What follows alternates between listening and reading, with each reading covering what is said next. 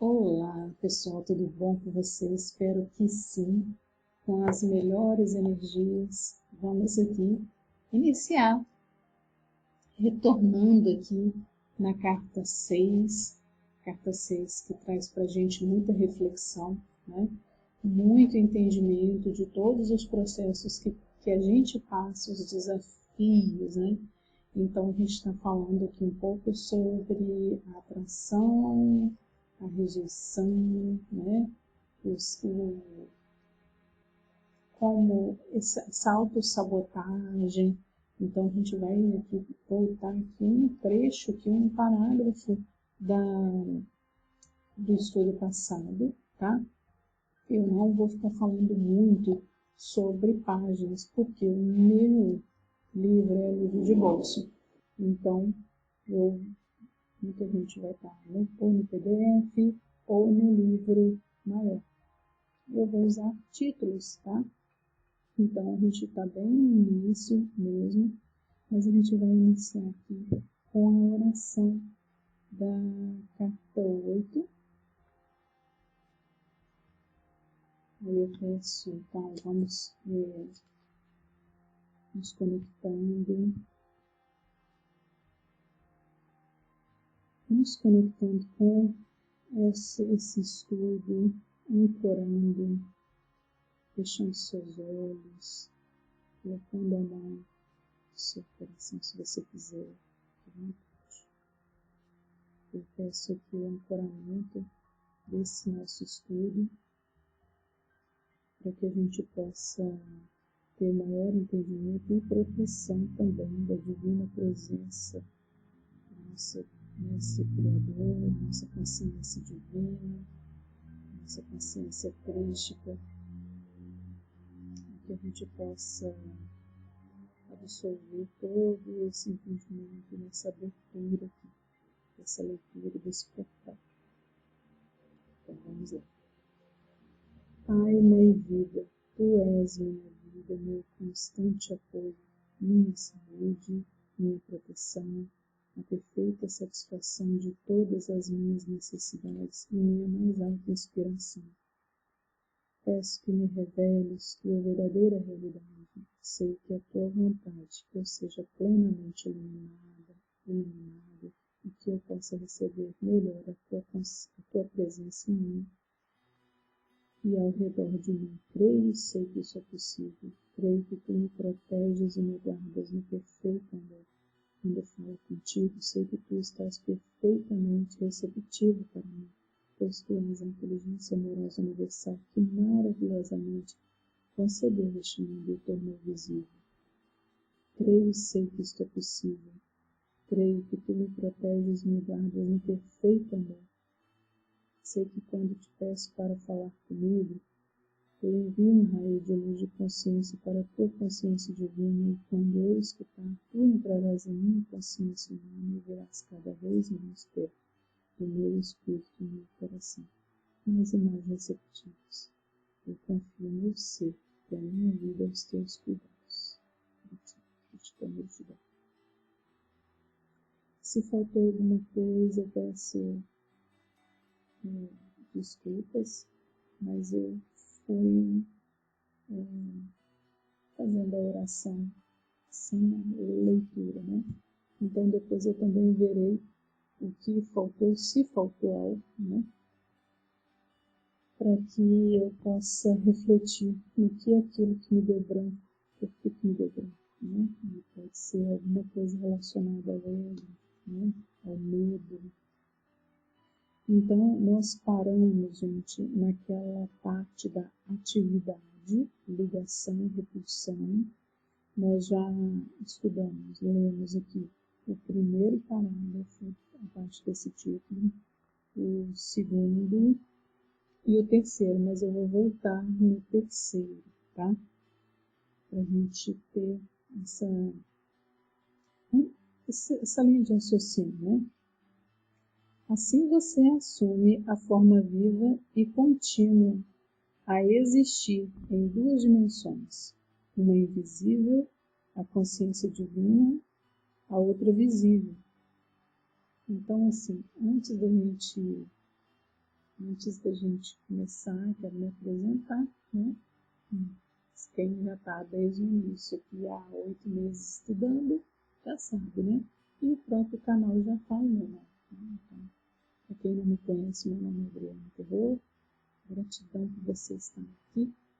E, se possível, salve essa playlist, tá? Tem uma playlist, aqui eu vou colocar abaixo da descrição, salve a playlist, para você ir absorvendo, você não precisa de ficar assistindo o vídeo, você pode colocar ou na sua TV, ou no seu celular, ou no seu computador, e fazer uma meditação, fechar os olhos e começar a refletir nessas palavras que estão sendo lidas, tá? Se você tem dificuldade com a leitura, se você é um deficiente visual, sejam bem-vindos, tá? Então vamos lá. Assim você assume a forma viva e contínua a existir em 2 dimensões, uma invisível, a consciência divina, e a outra visível. É tudo o que o ser humano vivo pode sentir e compreender, que é, a gente até fala, né, a nossa consciência humana na oração, até que o desenvolvimento espiritual eleva as frequências vibratórias de sua consciência humana até o plano espiritual, e um vislumbre de entendimento entre a sua consciência terrena. Enquanto este processo de iluminação gradual continua, a consciência humana elevada trabalha, então, conscientemente, tanto na dimensão invisível quanto na visível. Quanto mais elevadas são as frequências vibratórias da consciência individualizada, mais elevadas e perfeitas são as formas criadas na mente. Quanto mais baixas são as frequências de vibração, mais separadas da perfeição universal do amor.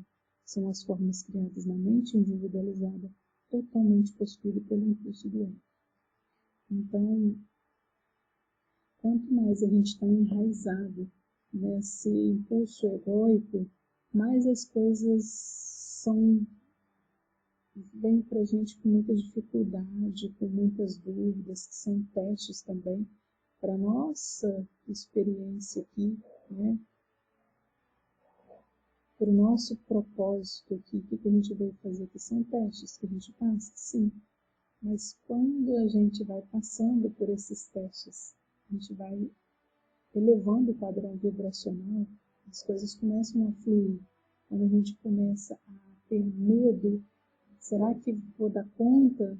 Será que eu vou passar dificuldade? Será que eu vou ficar doente? Todos esses processos são ego que nos carrega para a gente, para baixar nossa frequência. Então a gente tem que sempre estar nessa oscilação.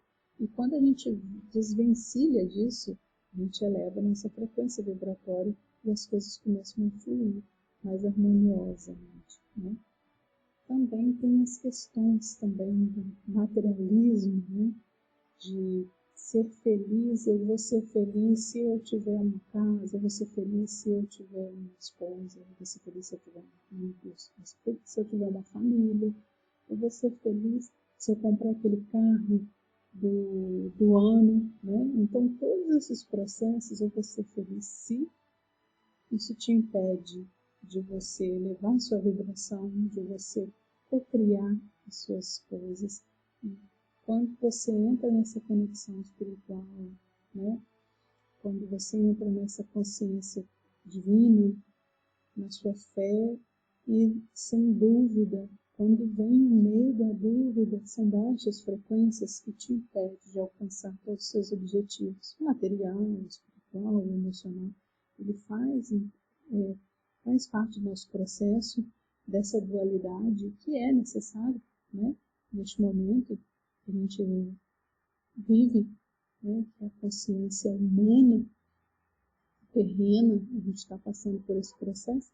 Então, é importante sim, mas quando a gente vai com medo, a gente não consegue alcançar os nossos objetivos e a nossa frequência fica baixa e assim vem doenças e tudo mais, né? O ego controla o desenvolvimento do feto desde o momento da união do sêmen com o óvulo. O novo pequeno ser torna-se imediato o eu, que que sente satisfação e insatisfação no útero, dependendo da sensação do conforto ou mal-estar do que ocorre com a mãe. Então, desde o feto, o ego ele já nasce com a gente, né?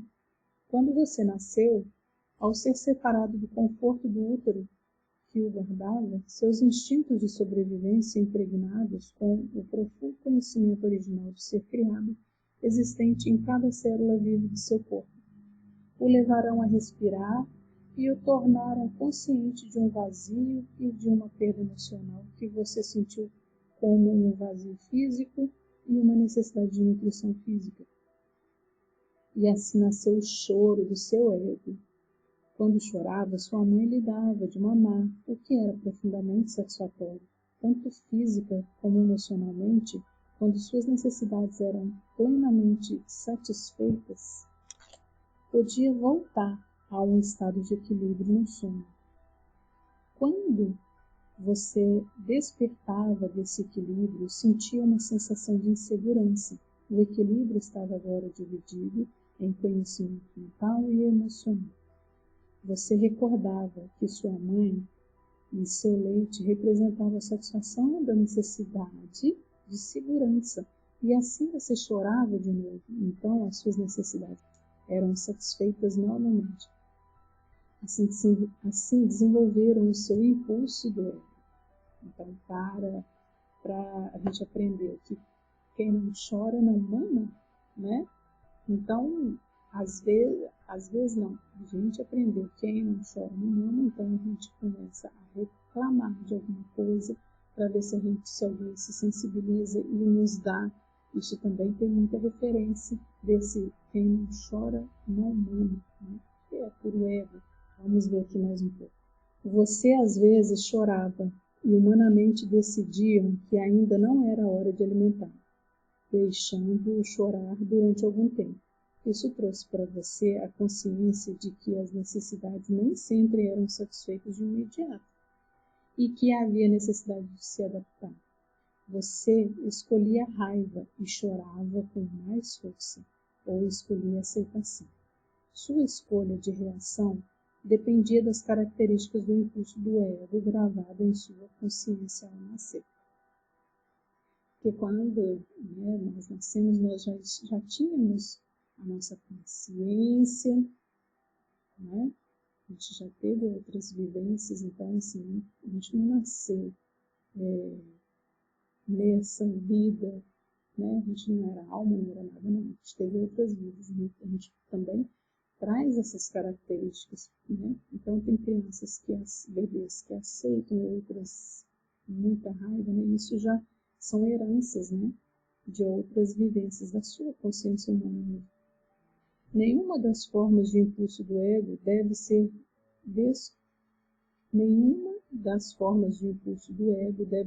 condenada ou julgada.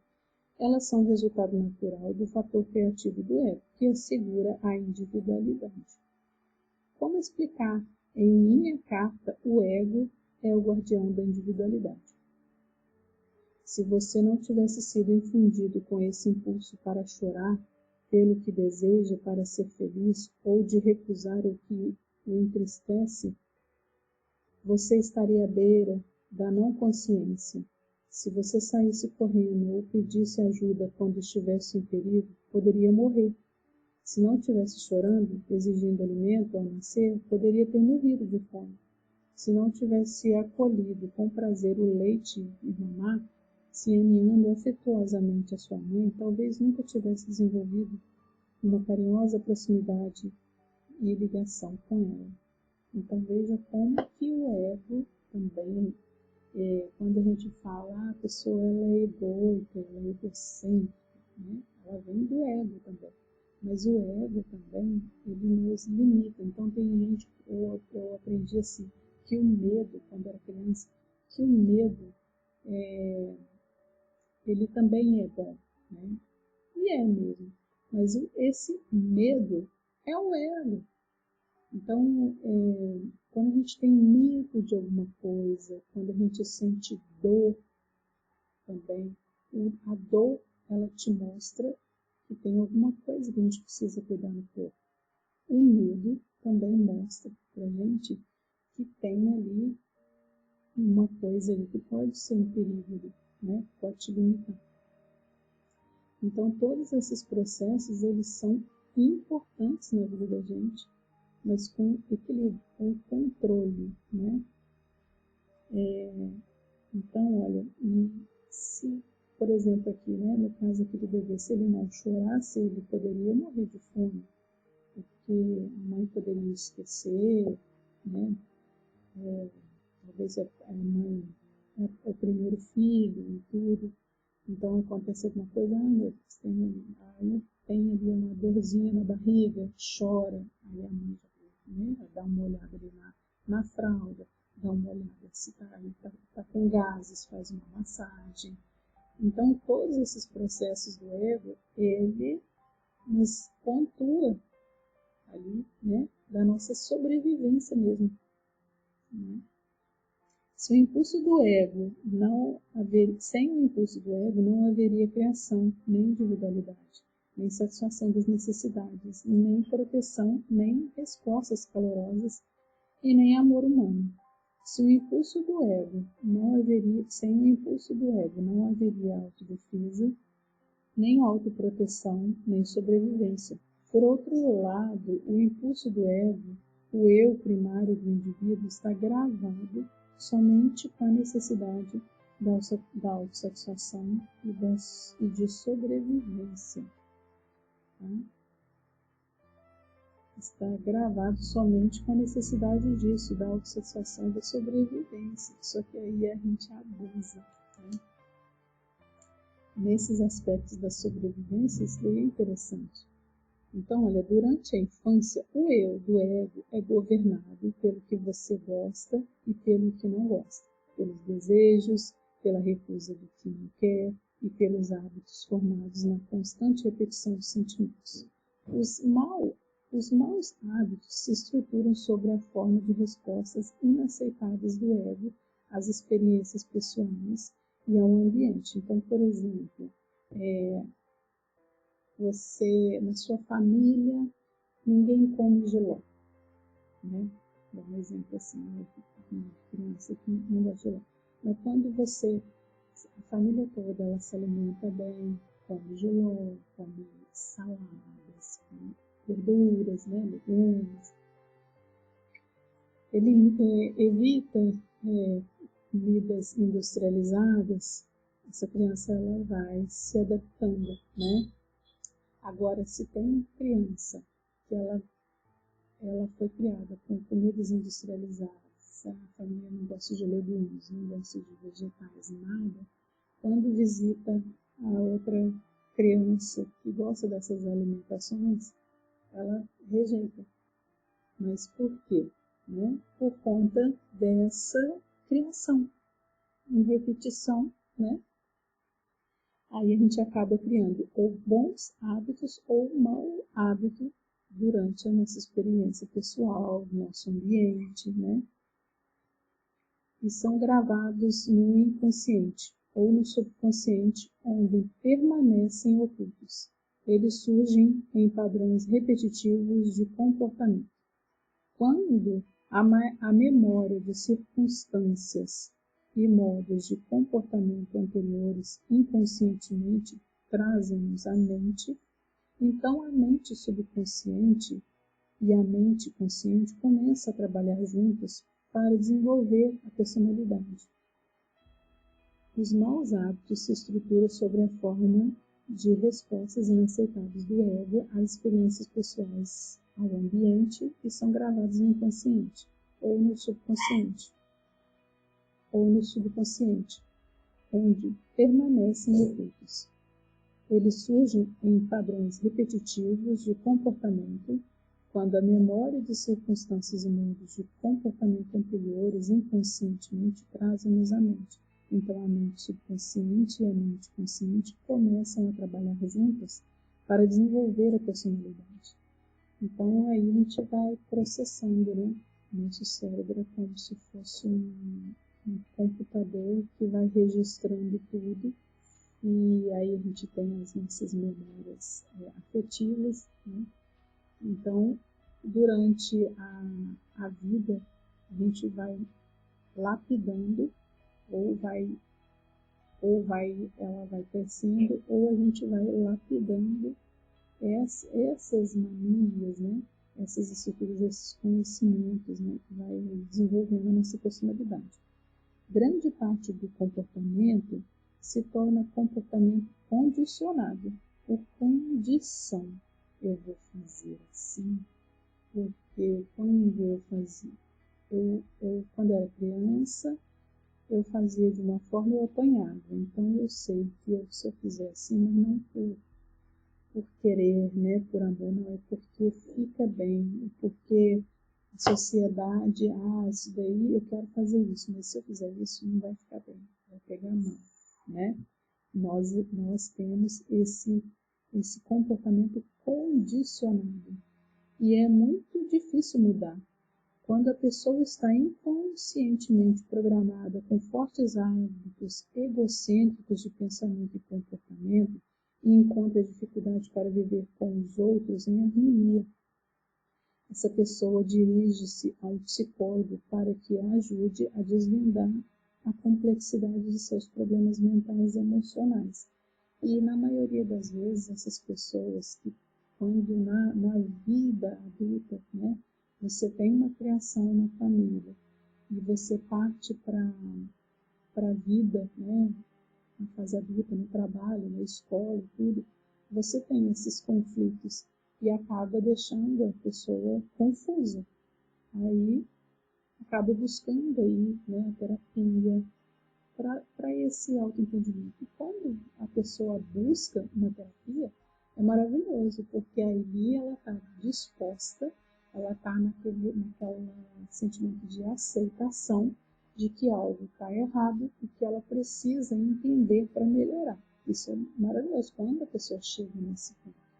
Mas muitas vezes, quando a pessoa está no ego, no egocentrismo, acha que o problema está ao redor, mas não, isso é um ego lá em cima, né? A pessoa totalmente egocêntrica, acha que o problema é no outro. Não, porque o meu eu aprendi assim e assim tem que ser. Como, né? Então a gente sempre tem que ficar atento sobre isso. A dor e o sofrimento que surge da concordância ignorante com os impulsos do ego persistirão até que minha verdade da existência seja plenamente compreendida e os princípios geradores da vida tornam-se um guia consistente de hábitos, de pensamento e de respostas às experiências da vida. Então, aqui, olha, vou ler aqui mais uma parte aqui. A Igreja descreve essa dificuldade humana como tentação de Satanás. Não se trata disso. Este é um processo natural causado por reações incontroladas durante a vida,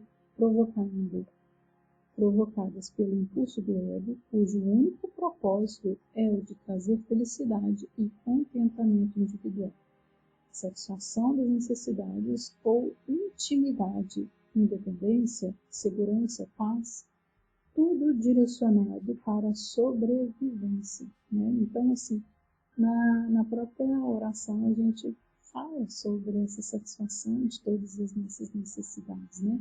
E quando a gente consegue controlar o ego, quando a gente vê que tem várias situações envolvidas, e se aquilo ali, se aquele incômodo que o outro está te gerando, que está me gerando, né?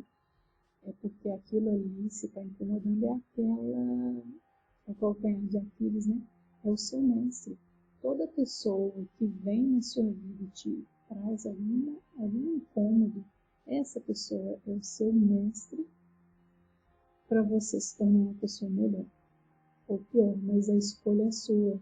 Né? Então você pode ver que numa família, pode ter aí uma família que tem uns relacionamentos abusivos e filhos, e cada filho vai ter um direcionamento. Um vai ter uma família, vai casar, vai estar tudo direitinho, o outro vai estar totalmente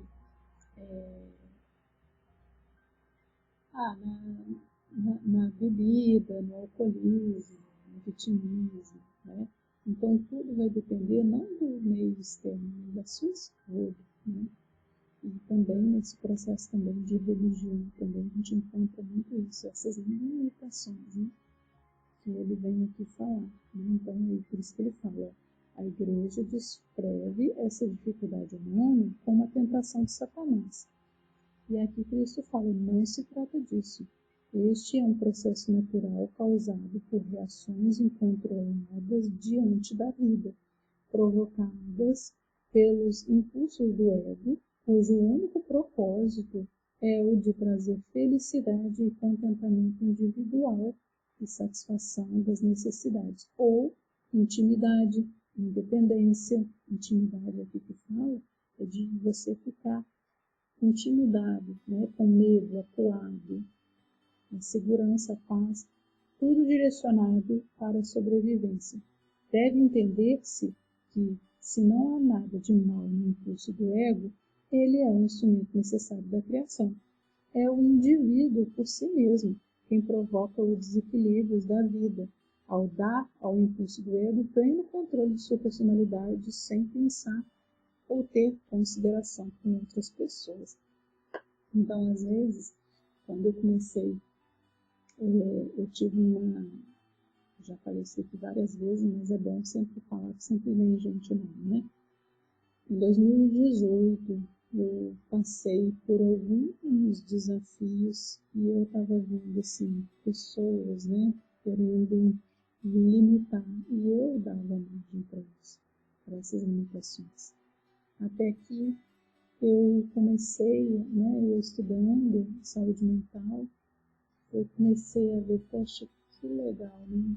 A gente tem eu como enfermeira, em educação, em saúde, né? E eu gostei muito, me especializei na saúde mental. Então, eu comecei a falar, a gente precisa falar isso, e veio para mim. Abre o canal. Eu já tinha o canal, né? Só que eu não alimentava ele. Abre esse canal para você falar com as pessoas. Porque eu queria falar com pessoas conhecidas, e as pessoas conhecidas, elas não nos dão ouvido. Isso a gente estava até falando em sala. Mas quantas e quantas pessoas, né? Então eu vi que o propósito, por que eu escolhi a internet, por que eu escolhi cuidar, né, da saúde e falar sobre isso. Então cada um tem um propósito. Esse é o impulso do ego, é um impulso positivo. Isso também não deve ser julgado, nem criticado, uma vez que a pessoa que está possuída pelo impulso de seu ego não conhece outra maneira de pensar ou de operar dentro da dimensão terrena. A criança nada sabe sobre o autocontrole além daquilo que os seus pais imensos da escola ensinam para ela. Portanto, os erros que cometem ao responder perante a vida com os seus altos e baixos só podem ser aceitos com bom ânimo pelos pais e mestres, uma vez que a criança não tem compreensão do que está em funcionamento. Se ela quer algo, o quer imediatamente e se pergunta por que não pode ter. Não há nada mais em sua mente do que isso. Ela vê algo de que gosta e o quer. É cruel dizer a uma criança bruscamente, não pode tê-lo. Isso insulta e agride o seu sistema inteiro, desde a mais precoce infância. O processo de educação da criança deve iniciar-se com lógica e confiança, afirmando seu direito de sentir-se seguro em seu ambiente. Seu sentido de segurança deve ser desenvolvido pela explicação da maneira correta de expressar os seus desejos. É o amor, e não a irritação ou a raiva que ele deve escolher as palavras que expliquem às crianças por que não pode ter o que quer. Então, nós, pais, né? Mães, pais, a gente aprendeu que quando uma criança faz isso, é uma boa palmada ou um bom castigo, deixar a criança sozinha, virada com a cara na parede, né? É uma boa para a criança aprender. Mas aqui fala que é o contrário, que é a conversa honesta. Às vezes a gente exige muito das crianças que as crianças sejam adultas, e uma hora da gente pegar e conversar com amorosidade, conversar explicando. A gente não faz isso até a criança não, ela aprendia assim. Aí vem aquela parte do ego, de tudo que a gente aprendeu, e a gente joga isso, despeja isso nas nossas crianças.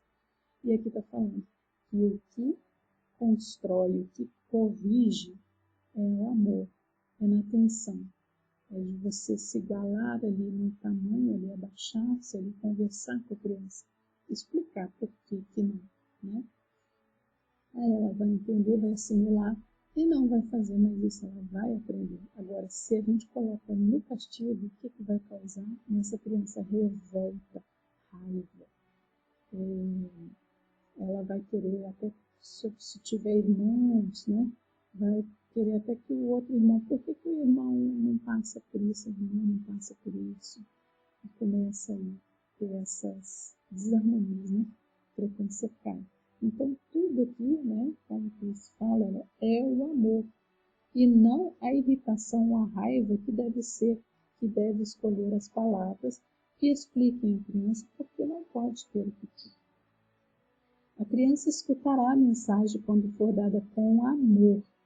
Quando for dada com impaciência, provocará seus impulsos do ego mais profundos e começará a assumir a forma de ressentimento. E isso pode reverberar a fase adulta. Eu, como terapeuta, eu vejo que muitas pessoas, muitas, 99,9% das pessoas têm problemas psiquiátricos, psicológicos por conta da criança ferida. Né? Então a gente acha que não é geração Nutella, não é isso.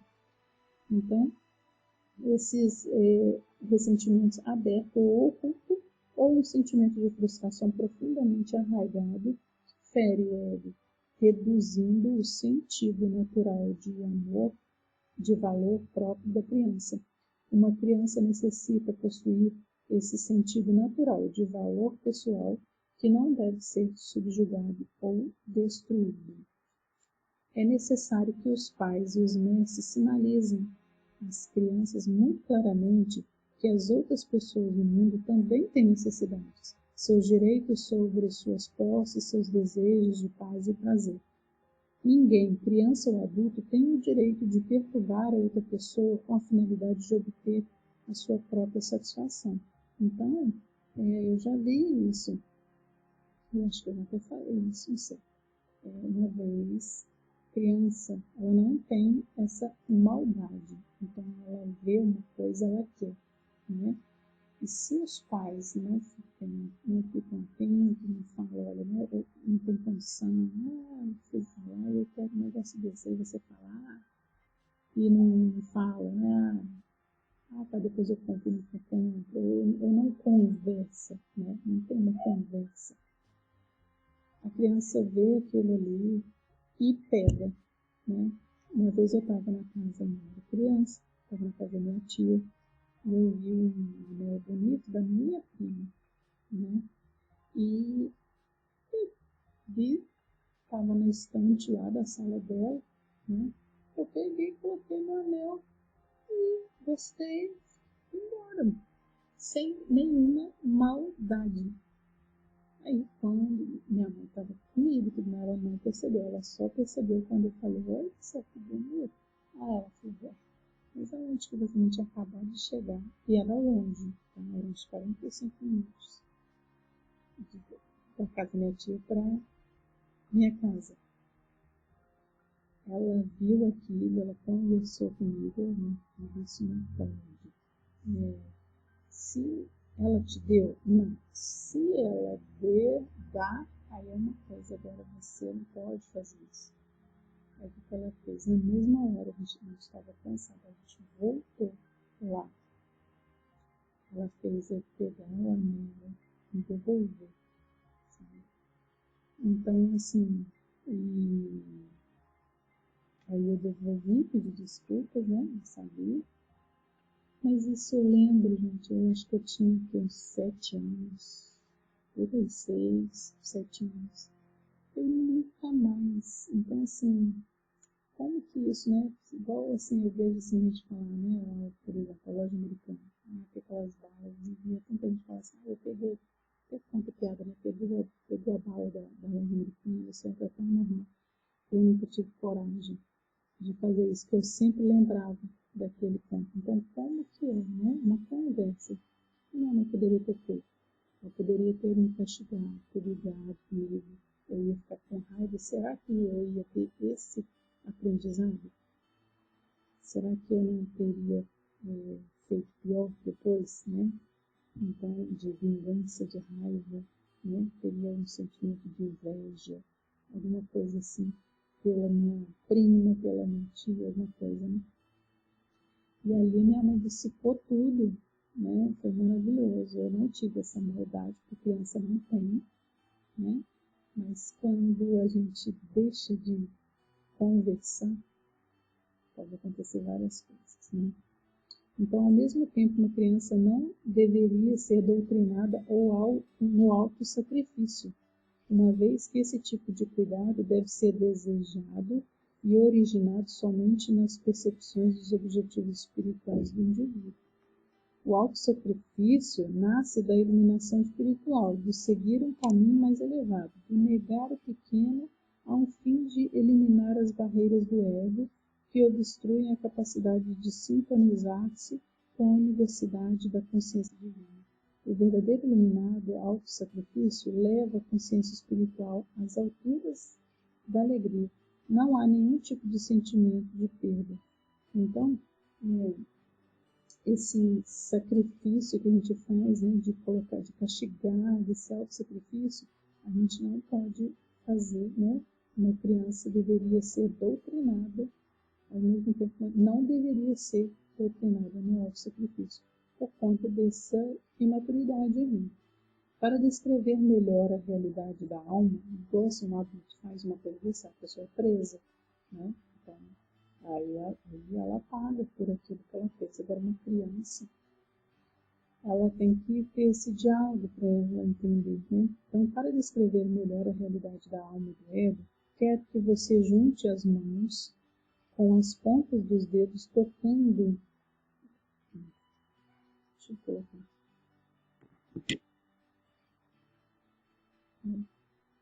Então, para descrever melhor a necessidade da alma e do ego, quero que você junte as mãos com as pontas dos dedos, tocando as pontas dos dedos e os punhos juntos, deixando um espaço entre as mãos em forma de concha. As mãos representam a concha da consciência humana, de uma pessoa, o ego. O espaço entre as mãos representa corretamente a alma nascida da consciência Pai-Mãe Vida, no momento de sua concepção, enquanto para os sentidos humanos isso aparenta ser nada, isso é, na realidade, uma ramificação da totalidade e da integridade da consciência divina, da qual todas as coisas criadas se originam. Suas mãos, com um espaço no meio, representa o eu. Suas mãos, direita e esquerda, representam duas potentes forças do impulso magnético do ego. Elas representam as forças de ligação e rejeição, mas, ao mesmo tempo, elas são representadas de energias físicas que a ciência conhece como magnetismo, ligação e repulsão. Agora, a partir de sua mão esquerda, dobre a mão direita. Então, vamos lá.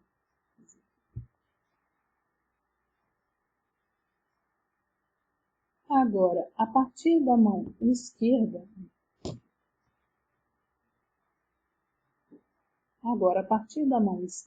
dobre a mão direita, fechando-a e visualize que a utiliza para conseguir o que quer na vida.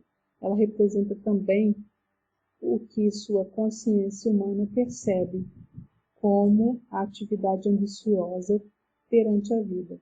Concentre-se nesse exercício e observe se sua mão direita representa a força magnética da natureza, o vínculo a atração, a gravidade evidente em toda a natureza. É a fonte de todo querer e desejar. É o impulso magnético que está sempre direcionando para conseguir o que seja necessário ou muito desejado e prazeroso na vida. Este impulso magnético tem a intenção espiritual de ser dirigido para o propósito edificante, ganhando, sustentando, construindo e alcançando. Se não houvesse outras pessoas ou criaturas vivas no mundo, o impulso magnético poderia ter pleno domínio em uma personalidade e não causaria nenhum dano. É somente quando se tem que levar em consideração as outras pessoas, outros seres vivos e outras posses, ou os seres queridos de outros, que o incontrolado impulso magnético que atrai, liga, agarra e retém, se torna uma doença da personalidade, se não está equilibrado com as necessidades de todos os outros seres vivos. Agora retorne a sua mão para a posição original, formando uma concha.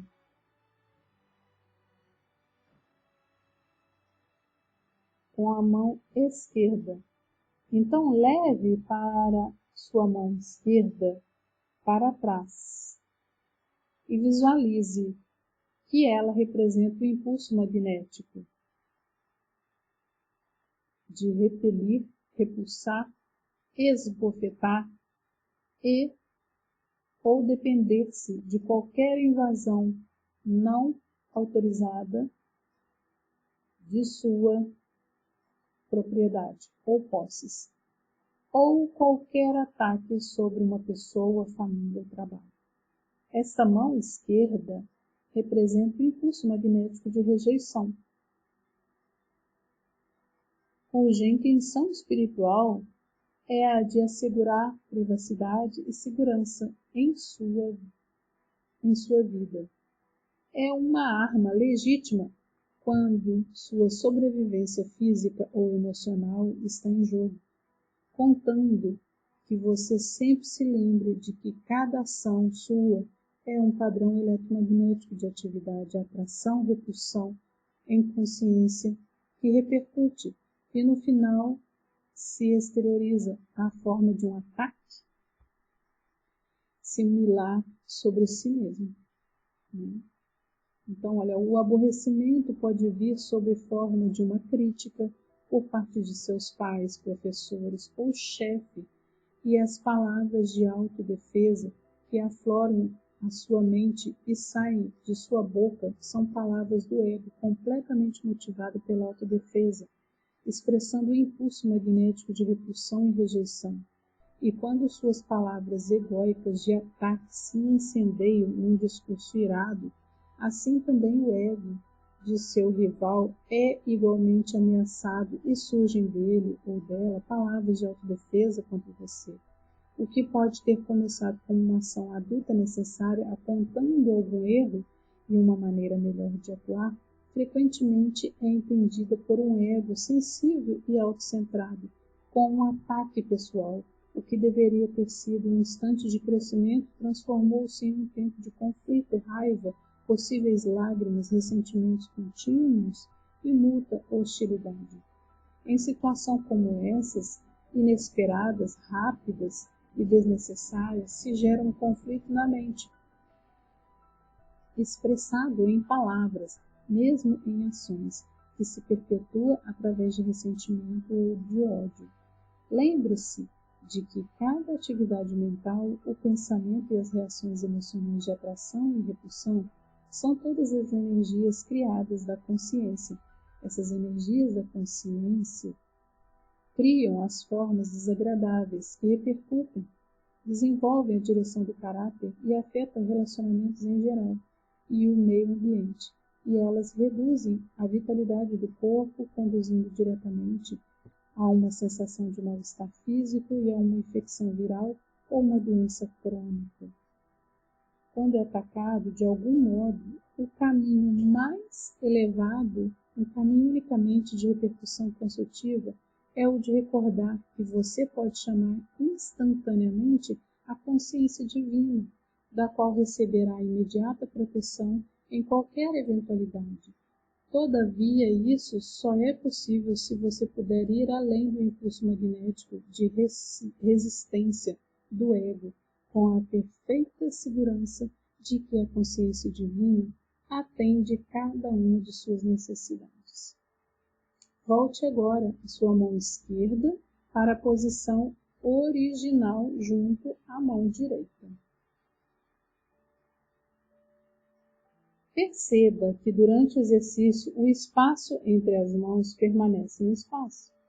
Se não estivesse envolvido em nenhuma atividade de suas mãos, e assim é com sua alma, quando seu ego está ocupado, segundo após segundo, sempre e para sempre, em alerta para realizar as suas necessidades e para defender você de qualquer aborrecimento, a consciência divina de sua alma fica oculta, ainda que esteja sempre em seu interior. Quando estive na terra, falava com as pessoas sobre o reino dos céus. Eu disse que ele estava dentro de cada um, e assim é a sua alma. É a morada do equilíbrio da consciência divina que deu para você o ser como futuro homem e mulher. Desejo muito poder depositar em sua mente uma visão mais ampla de sua fonte do ser, para que você possa perceber que, um pouco mais de clareza, o seu começo de onde você veio, você também deve compreender você também deve compreender que sempre que pronuncie uma palavra para descrever aquele que verdadeiramente não é conhecível, eu mesmo estou nas mais altas frequências infinitesimais de vibração no limite do grande equilíbrio universal, de onde todas as coisas retiram o seu ser e sua forma. Se eu falar uma montanha, uma imagem virá à sua mente, porém você não conhecerá a imensidão de sua estrutura, a resistência de sua rocha, os seus barrancos, picos e cavernas, e neve que o cobre a cada inverno, as cascatas caindo em mananciais, quando se derretem as geleiras, para que você tenha um vislumbre de grandeza nas montanhas, eu teria que entrar em uma descrição detalhada de cada canto e recanto. E mesmo depois da explicação verbal mais detalhada, você teria somente uma imagem mental para sua inspiração. Você ainda não conheceria a montanha. Então, esse experienciar, ele é importante, né? Ele é necessário na nossa vida. E como que é importante a gente cuidar das nossas crianças, né?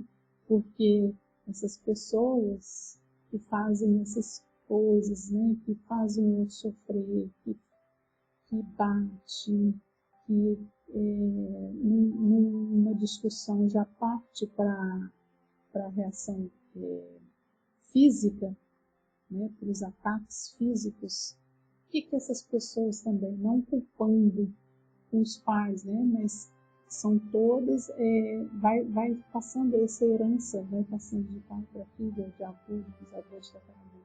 Então, por isso que a gente fala sempre também de a gente trabalhar esse perdão, de a gente trabalhar o Ho'oponopono, né?